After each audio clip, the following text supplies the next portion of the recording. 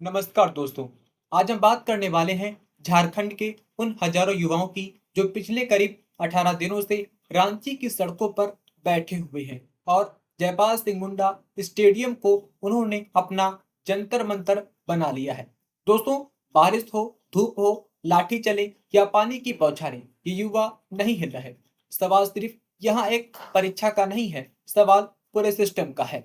दोस्तों, ये कहानी शुरू होती है अप्रैल 2026 में हुई झारखंड पब्लिक सर्विस कमीशन की 14वीं सिविल सेवा प्रारंभिक परीक्षा से, जहां नतीजे आए तो सोशल मीडिया पर एक ओमार सीट वायरल हो गई।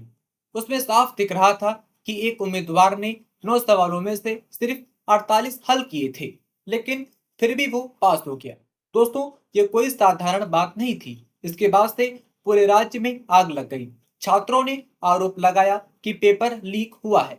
उसके बाद ओमार सीट्स के साथ भी खुली छेड़छाड़ हुई है, जिसके बाद से पता चला कुछ लोग पैसे लेकर परीक्षा में चयन करवा रहे हैं। दोस्तों, आरोप तो इतने आगे बढ़े कि कहा गया कि हर सीट के लिए 40 से 60 लाख रुपए तक मांगे जा रहे हैं। लेकिन दोस्तों, ये अकेला मामला नहीं था। झारखंड में सालों से यही चक्र चल रहा है। जेएसएससी की सीजीएल परीक्षा बार बार लीक हुई, रद्द हुई, दोबारा हुई। दोस्तों, एक्साइज कांस्टेबल की परीक्षा में भी गड़बड़ी के आरोप लगे। अभ्यर्थी कहते हैं कि पिछले 10 साल में उन्होंने 6-7 बार फॉर्म भरे, हजारों रुपए जमा किए, लेकिन न नौकरी मिली, न ईमानदार परीक्षा।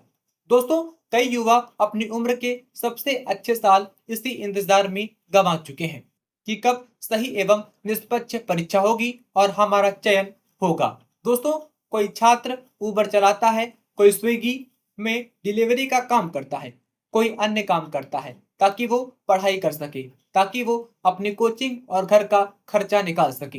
दोस्तों, इसी गुस्से ने जुलाई के आखिरी हफ्ते में रांची को हिला दिया। पहले बापू वाटिका में छोटे स्तर पर प्रदर्शन शुरू हुआ। दोस्तों, आंदोलन धीरे धीरे जयपाल सिंह मुंडा स्टेडियम के साथ आगे बढ़ा, जहां पर हजारों युवाओं का जमावड़ा बन गया। दोस्तों, संविधान की कापियां लेकर हजारों छात्र मार्च निकालने लगे, जिसके बाद अनिश्चितकालीन धरना प्रदर्शन शुरू हुआ। छात्र नेता देवेंद्र नाथ महतो जैसे नेता भूख हड़ताल पर बैठ गए। उनकी तबीयत इतनी बिगड़ी कि उन्हें अस्पताल ले जाना पड़ा, फिर भी आंदोलन नहीं रुका। दोस्तों, अब बात करते हैं इस पर सरकार ने क्या किया है।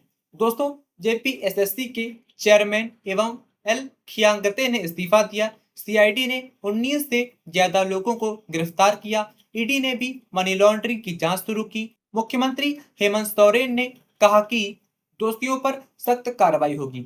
सरकार का दावा है कि छात्रों की 98% मांगे मान ली गई है। कुछ परीक्षाएं रद्द करने और हाई लेवल कमेटी बनाने पर सहमति भी बनी है, लेकिन छात्र इस दावे को एक सिरे से खारिज कर रहे हैं। उनकी सबसे बड़ी मांग सीबीआई जांच की है। वो कहते हैं कि सीआईडी पर उनका भरोसा नहीं बचा है, क्योंकि पहले भी जेएसएससी के मामलों में सीआईडी ने लीक साबित किए थे, लेकिन असल दोषी वास्तव में बच निकले थे।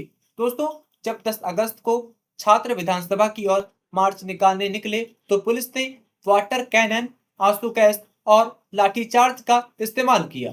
कई छात्र घायल हुए एवं 11 अगस्त को भाजपा ने पूरे राज्य में बंद का आह्वान किया, लेकिन अब राजनीतिक आरोप प्रत्यारोप का दौर चल रहा है।